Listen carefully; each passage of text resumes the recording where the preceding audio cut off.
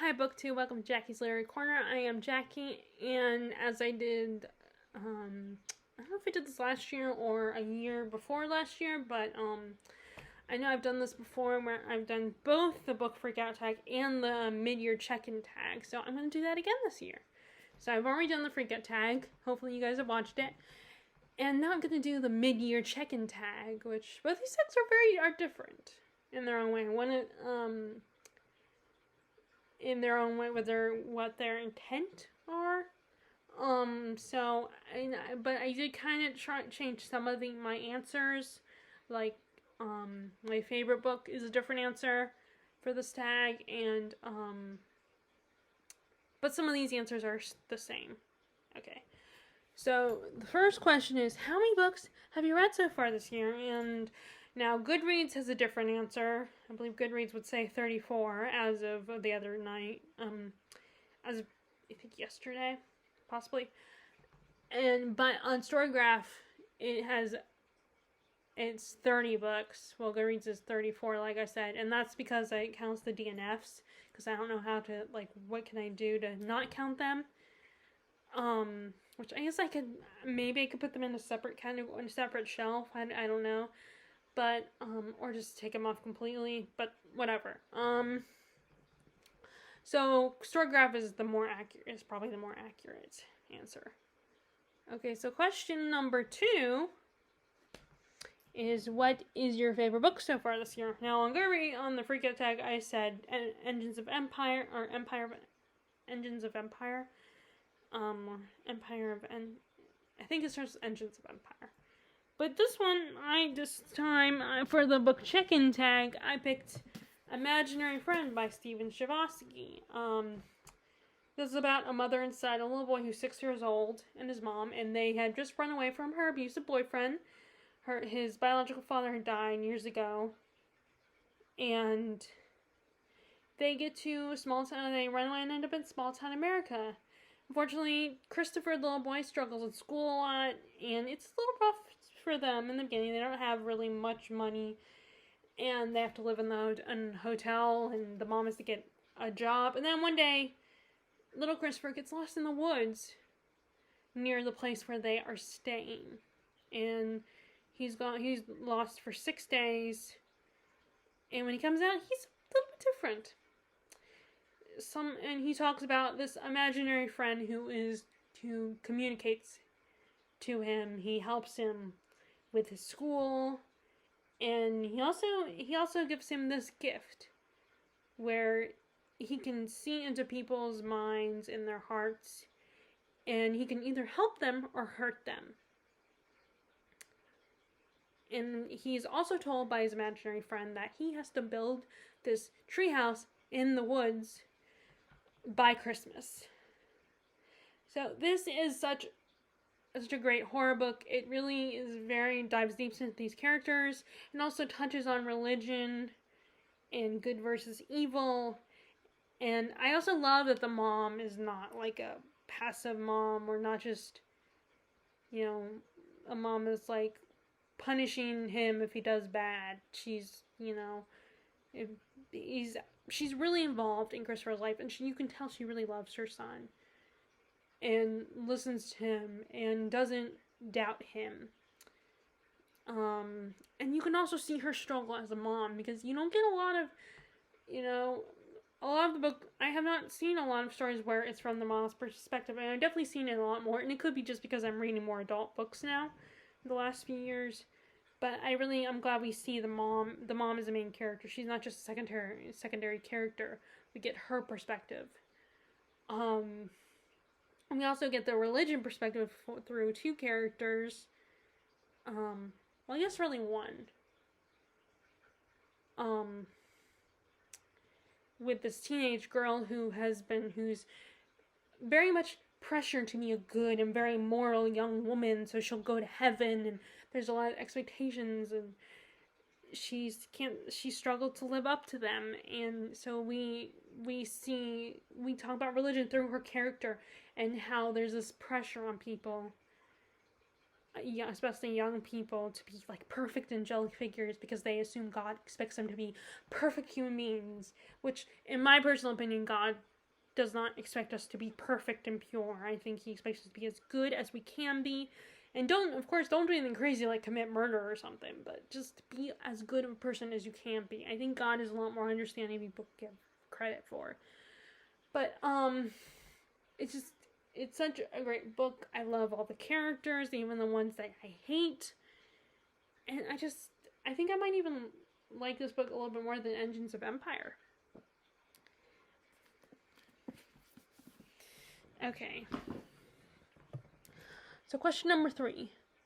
What's your most disappointing book you've read this year? And this is one of the ones where it's the same answer because I don't have any other answer. And that's Part of Your World by Liz Braswell. This I have borrowed from the library. It's one of the Twisted Tales. And it started out great at first. With Ariel and how, it's basically the idea of what if Ariel had not been an Ursula, and she still doesn't have her voice back, so she's forced to, caught with her tail between her legs.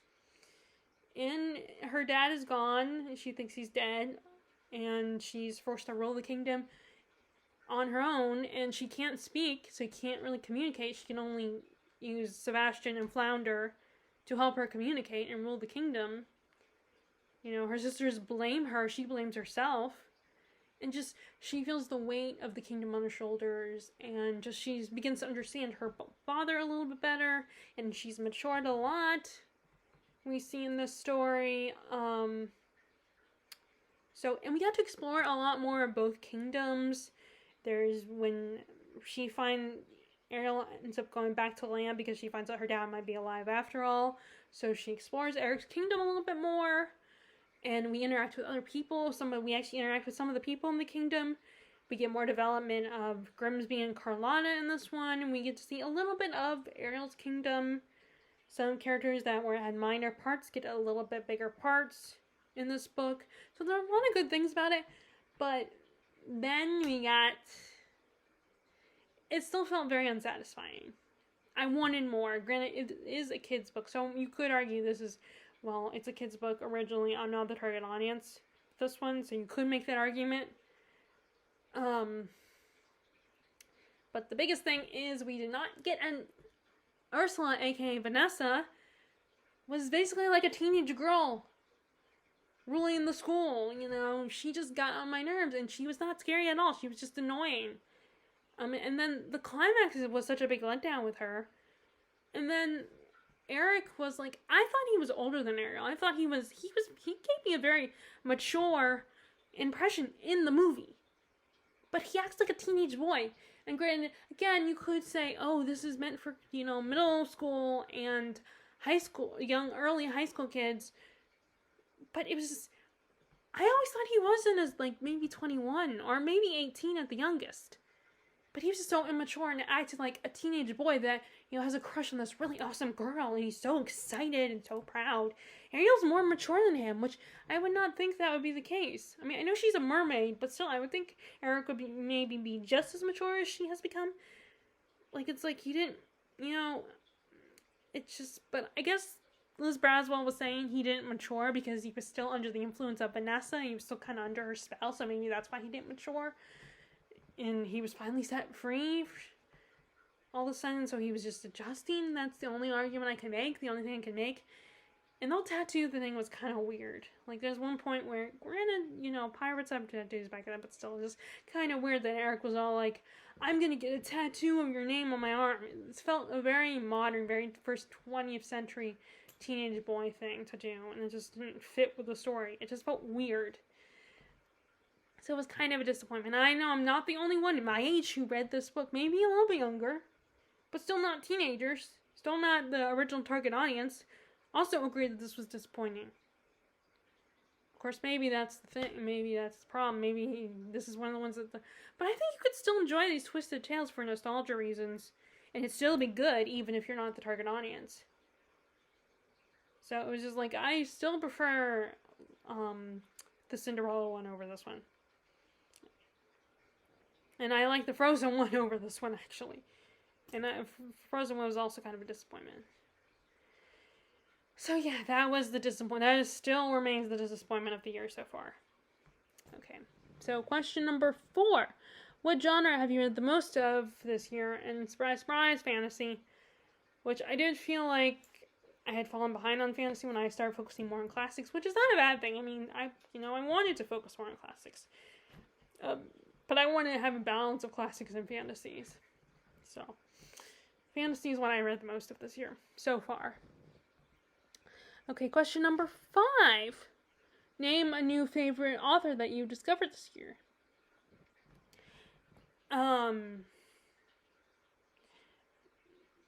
And I said Joe Abercrombie, which is also the same answer I gave for the Freak Out tag.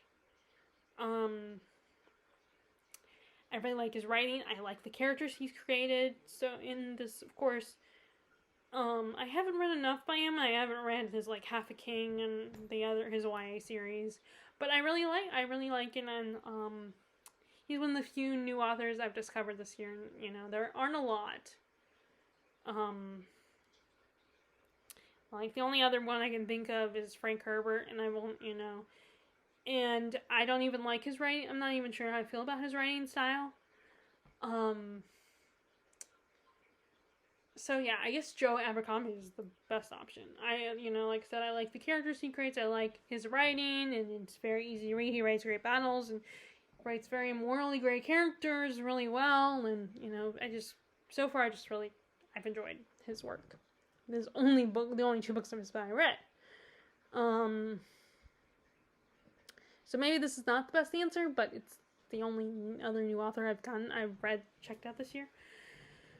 Okay, so next is question number 6. What's the most surprisingly good book you've read so far this year? And I said Dune by Frank Herbert. Which, actually, this is really the second book, so I haven't read this one yet, but I don't want to get up. So, this is the second one for Dune, but, I really should show you the first book.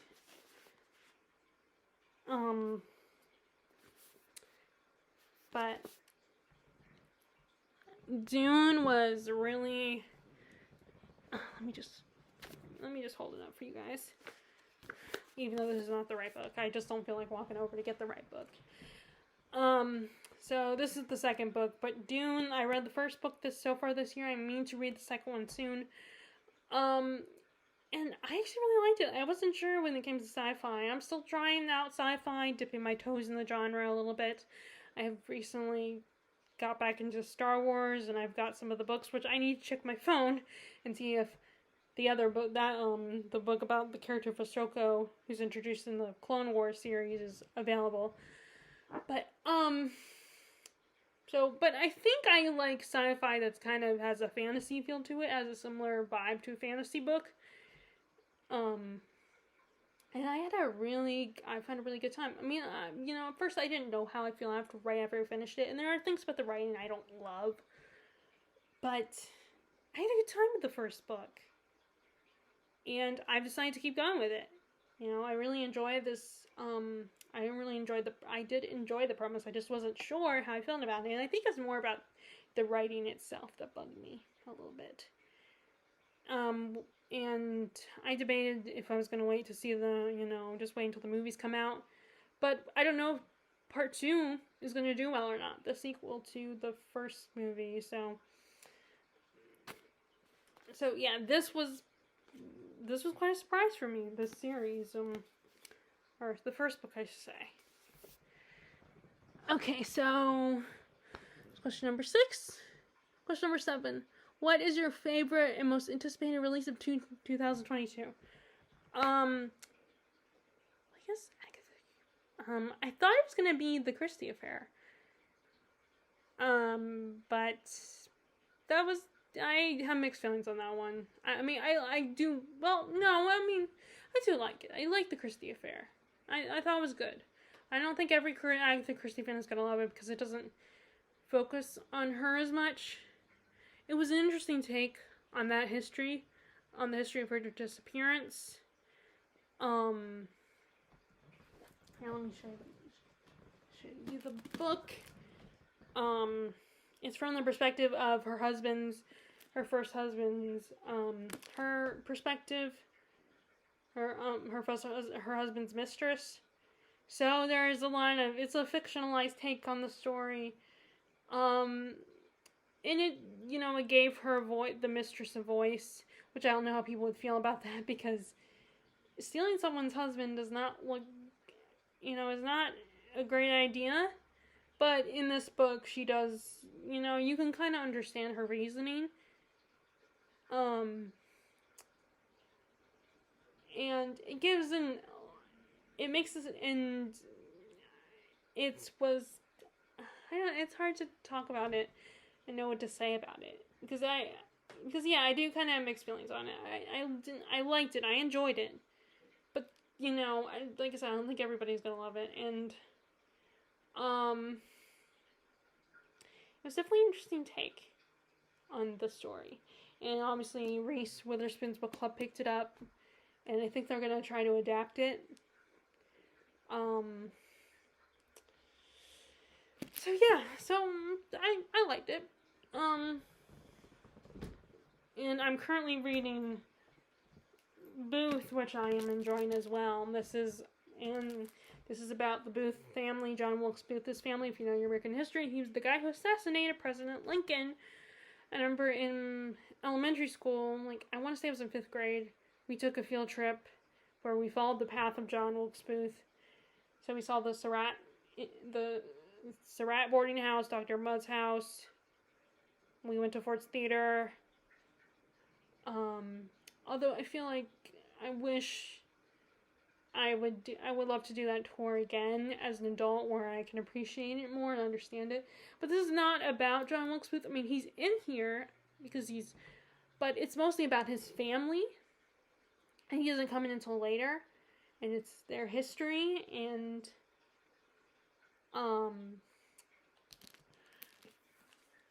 so it's an interesting take so far, and we do get little bits and pieces of hints of what's going on in the world with Lincoln. And I'm still trying to decide what I want to do, if I want to keep going with this, or if I just want to wait and get it, buy the book when it gets on paperback. But I am liking it so far. That's another new release I like. One that hasn't come out yet, I don't think, that I want to check out is Arth Kwan's Book of Babel. That premise sounded really cool, when at the time I couldn't tell you off the top of my head what the premise is. And I remember I really liked her writing. Read the second book in the Poppy War trilogy. And I liked her characters, even the ones that you get frustrated with and annoyed with, like Rin. So I don't think that one's come out. So that's an anticipated release I look forward to. Although I probably will still wait until it comes out in paperback, unless I see it at the roast office. I mean, not the roast, at the library. Then I might get it. It will depend on how long it is. So yeah, that's. I don't know what else. Once Upon a Broken Heart, I think that's still considered a new release. I listened to that one on audiobook. I had a good time with that. I was very excited to get back into the world of Caraval, although we didn't go to Caraval this time. And we met the antagonist that's introduced in the book 2 again. He plays the antagonist in Once Upon a Broken Heart. It's just so fun and just so exciting to be back in that world. So I think it's, like I said, I think that's still considered a new release as well. So I listened to that on audiobook. Okay, so that was number 7. Okay, question number 8. What's your next big priority? Okay. This is gonna be hard. Okay. I didn't type anything out for this one, but I was thinking about it a little bit.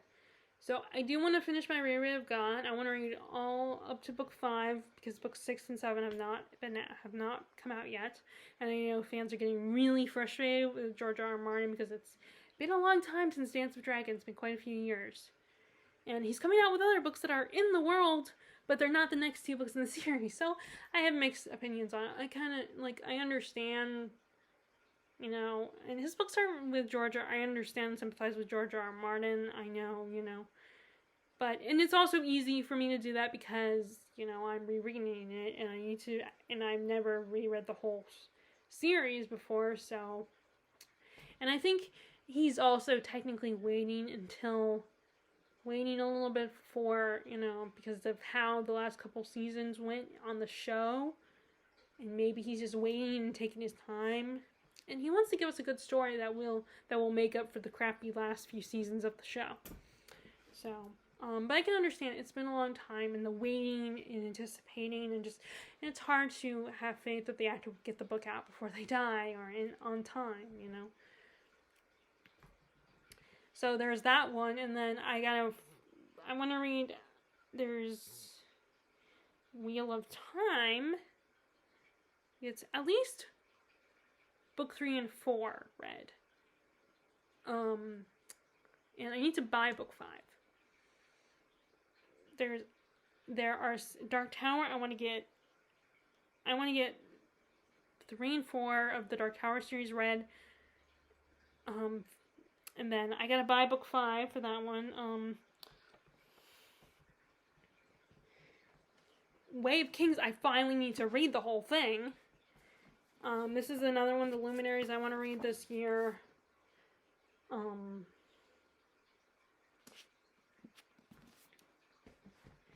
Let's see. Pillars of the Earth I want to get read. There are a lot of big, probably The Orange Tree, The Stand. There are a lot of books, and a lot of the books that I want them as my top priorities are longer books, so they're going to take me a while, and I don't know if I'll get to them by the end of this year.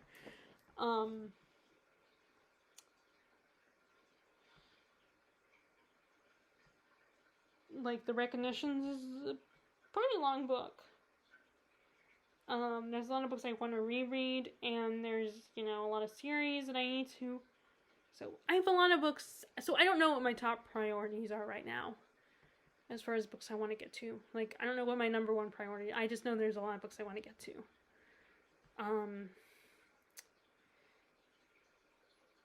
So I don't really have any.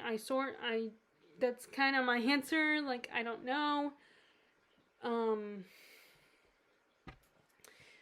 But it's a lot. So I really need to think of what my prioritize. But I'm just not very good at that. I'm better when I have a structure and when I have someone else telling me. I'm not good at coming up with my own because I'm very indecisive, and there are so many options that, like, I need to read that one, I need to read that one, I want to read that book. There's so many choices for me that I can't narrow it down. I'm just not very good. So unless there's consequences, like a grade or something, then I'm not gonna be very good at making decisions. I mean, even now, as we speak, we're gonna be going to visit my sister soon, and it's like, I don't know when, but I'm already thinking about the books I want to bring there, but, like, we'll only be there for a few days, and then my mom and I will be going back again for a week for my nephew's birthdays. So that one I would have a little bit more time. So I really shouldn't bring too many books with me this first visit, because, we're only going to be there for, like, a handful of days, so I'm just not good at making decisions. So yeah, I don't know what my priorities will be, my top priorities so far, like, or my next big priorities. I have a lot of big priorities. Okay, so, what's been my bookish highlight this year so far? And that is, I just said, rereading Got. It was very weird getting back in this world because I know what's going to happen, and I recognize these characters from the show, and like I said, I've read this book before, and it's a little bit of a different experience now, having watched the show, and the show being, gone through all the seasons. So I know what's going to happen, although there are differences, obviously. Like, when some of the characters have very different stories than what the TV show did, which, they wanted to keep you watching. Although there's some things that happen to Sansa in the show that people that do not love. But, so And it's also weird because they are a lot younger. The characters like the Stark kids and the Lannister kids are a lot younger in the book than they are in the show. The show aged them up a little bit, which makes sense because, you know, I mean, some of the things that happen to these kids, you know, they now today in today's world they don't want to put kids through some of the things unless they're a little bit older and are more mature enough to handle it. Like characters are supposed to be like the 14-year-old Jon Snow and Robb Stark are like 14 years old, and Dany's like 13, but they're cast by actors that are like in their 20s. I mean, the actors do come off as young and innocent. You know, they do a good job at coming off as very young. And they do age with the story, so, but in the beginning they obviously had to come off as, some of them had to come off as a little more innocent and young. But, like, some of the things, like the Stark kids, you know, 14, since it's a medieval world, then, you know, 14-year-old boy running a kingdom, it's a bit, but that's how it was back then, and I'm sure a lot of 14-year-olds were a lot more mature back then than they are today. Anyway, so, but it was still, it was just really fun to be back in that world, and to finally to read it without thinking about the TV show. Or I thought about the TV show, but, you know, it wasn't like, oh, there's a new season coming, that will be coming soon, you know, in a few months. And it was kind of fun, you know, and it offers you a little bit of hindsight and a little more understanding, you know things, you can understand things a lot more, and you know what to expect, and it's not, and now really it does take away the mystery element, but it can still be it's just a different kind of excitement, a different kind of thrill, because the anticipation of knowing what's coming can be just as exciting as not knowing what's coming. So yeah, that would be my bookish highlight. The last part is, you know, tagging people, the last question. So consider yourself tagged. It's a fun tag. Just as fun as the book freakout tag. And I hope if you guys like this video, please give it a thumbs up. I hope you are enjoying your reading. And click the bell notification below if you want to be notified when I post my latest videos. And I hope you are staying happy, healthy, and safe. And I will talk to y'all later. Alright, bye!